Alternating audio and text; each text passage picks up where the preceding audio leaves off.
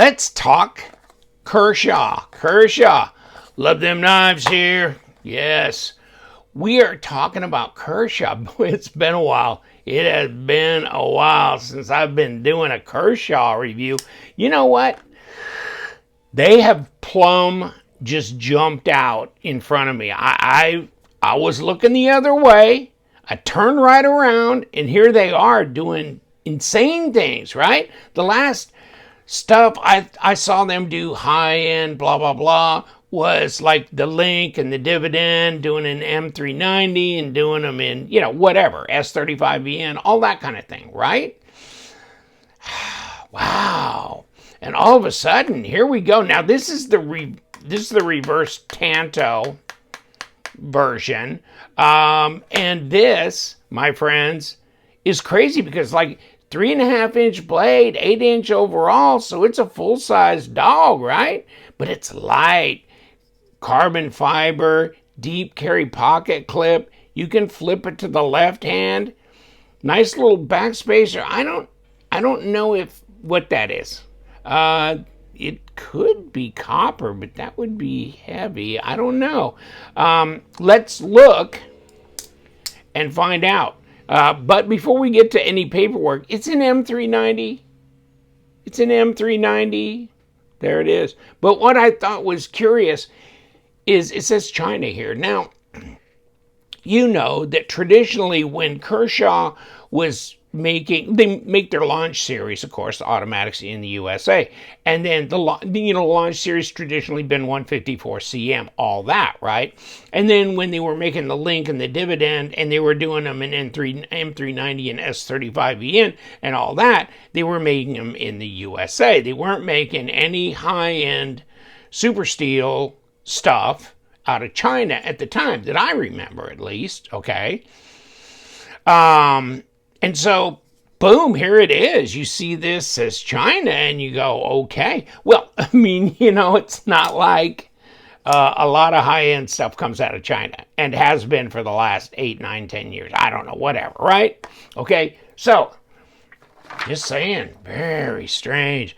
ReverseTanto, carbon fiber, M390, and this is right off the Kershaw site. So I'll give you a link to Kershaw, of course.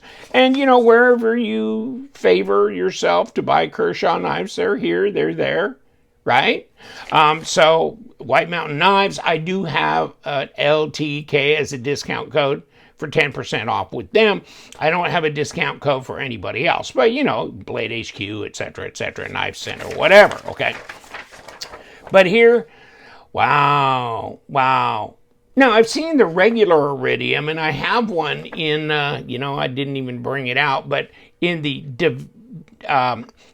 Desert Warrior, which is a Blade HQ exclusive, and I think that's in D2, right? So that's in the $70-some range, and a buddy of mine bought it and had it sent to me to pass on to someone else. So, okay, ReverseTanto M390 KVT ball bearing, okay? Something else, right? And here's their new, it's an exclusive, all the way down here. Wow, that's just something else. What else is there here? Anything, stonewashing? They tell me anything about the backspacer, though. I don't see anything there. Black oxide screws. I'm looking at it and I'm not seeing it or something. Whatever. But okay. So enough of that. Get that out of the way. Ergos are great. I mean, I've talked to a couple of my buddies and they said, yeah, the Iridium, it rules, man. Yeah, it does.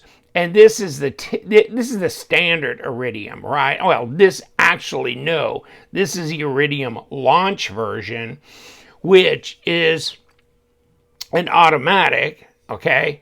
And it is Magna Cut and made in the USA, right? So these are like $35. I'm kidding.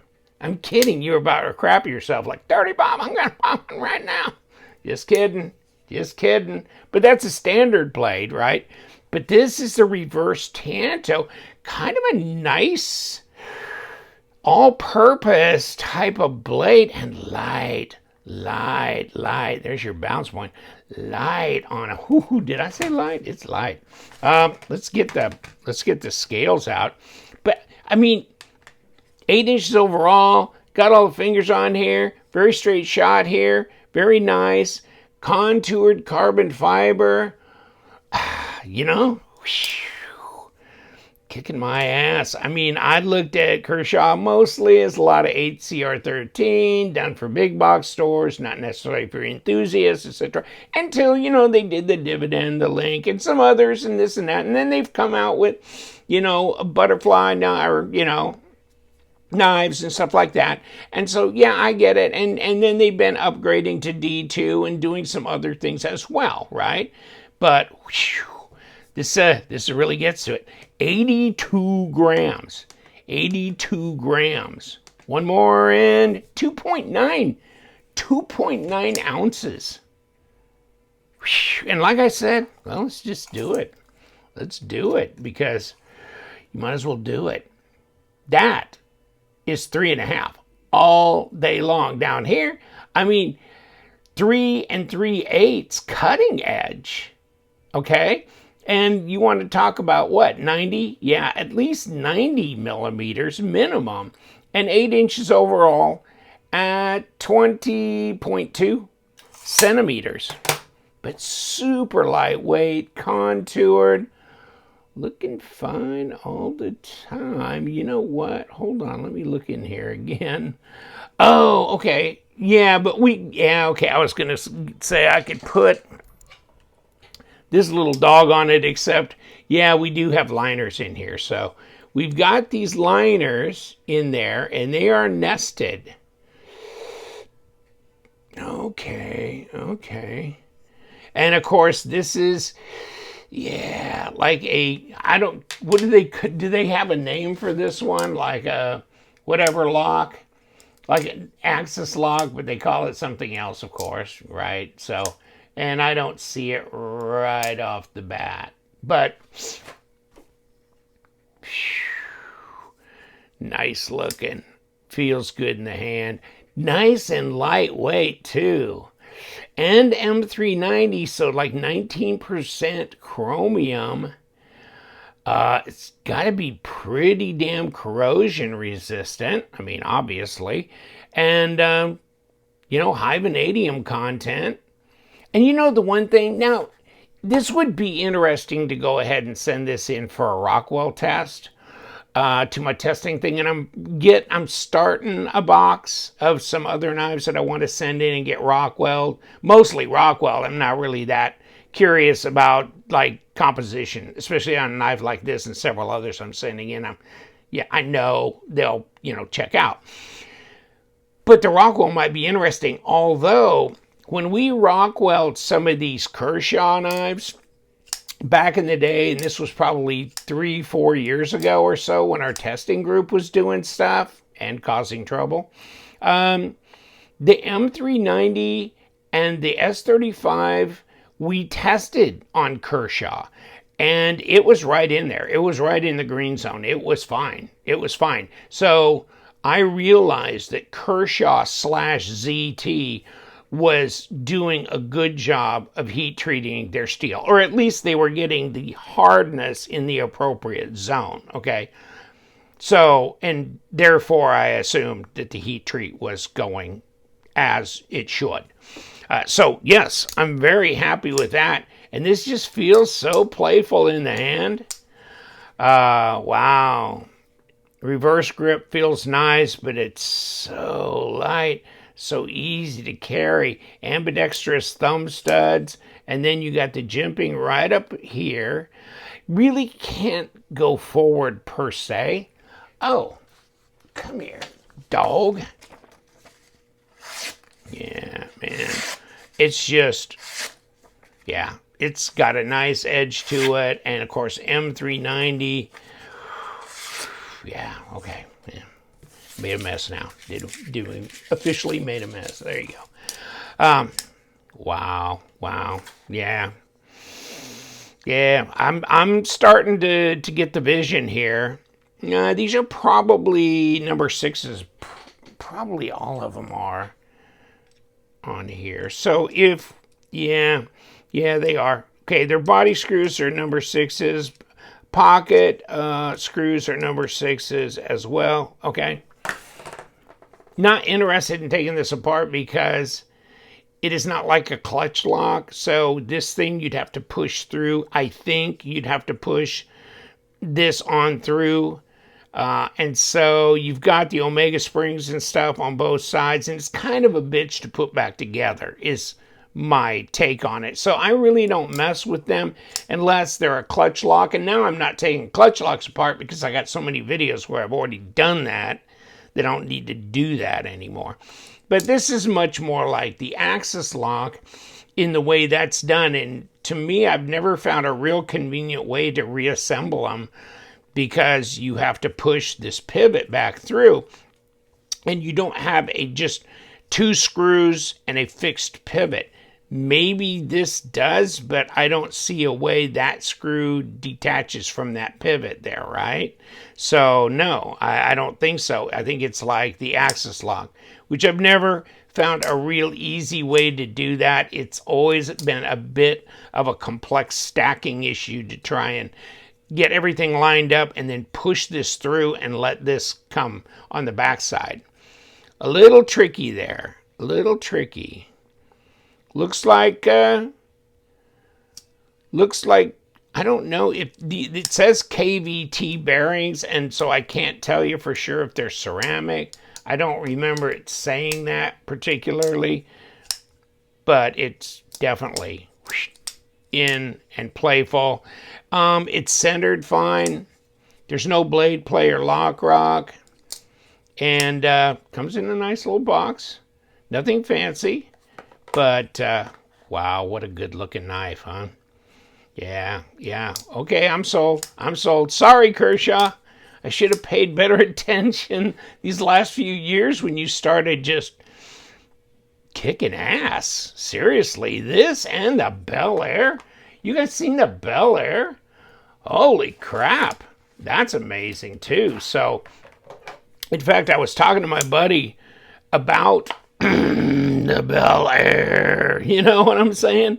And this is the 6105 in carbon fiber, and this is in Magna Cut, which might be another thought of, I'll see when I get around if I want to like go in here and take a blade out and send it in for testing, because it would be interesting to see where they are on Magna Cut. It seems like Magna Cut is so much easier to get into the 63 range, right? 62, 63 range for the people that are doing this. Easier than getting this in the 62 range, this M390. So would be interesting to try both of them. And I guess when I get done doing my Kershaw reviews on these knives, then I'll tuck them back away and see if I don't have time someday to remove the blades, because if I'm going to have them tested, I want it tested in a place that doesn't show on the blade. And then it would be interesting. I get it. But just, you know, from experience looking at their other steels that we've tested, they've always been right in the green zone, so I'm really not very concerned about how that's going. But I mean, yeah, we're still curious, right? Nice stone wash on the blade. Just, yeah, nice. You can't ask for something that's lighter, that's 8 inches and under 3 ounces. And also something that feels sturdy. You know, you can do some cutting with.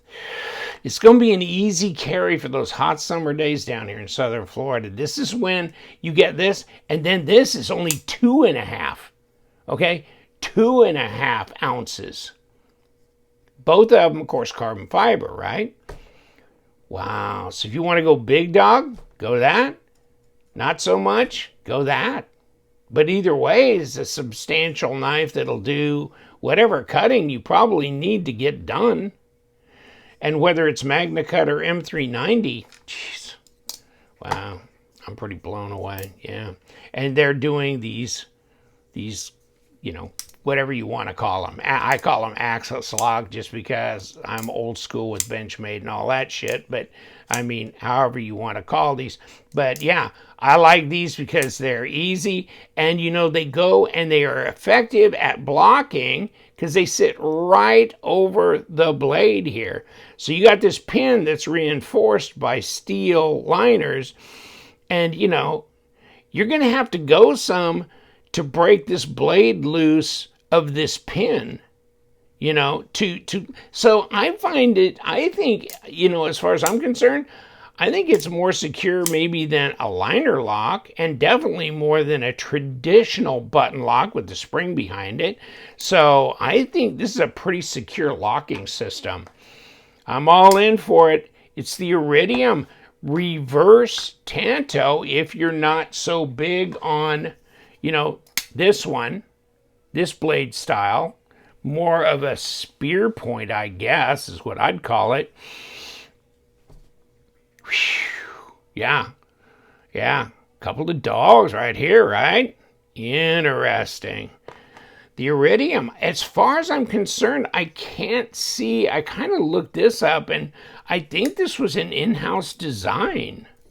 I mean, I don't know that there was, I'm not able to find a name. And whoever did this in-house did a hell of a job. Hell of a job right there. Love it. I hope you guys do too. I'm sure, because it's been out for several months. So I'm sure there's a lot of you that have one or have had one. And I welcome your comments down below. Tell me what you think of this. Do you have any issues with it? And if so, what? Because it seems solid, well-made, and premium steels, good ergos, and just I love the weight and the balance. Take care. Thank you so much. We do love them knives, so you stay sharp.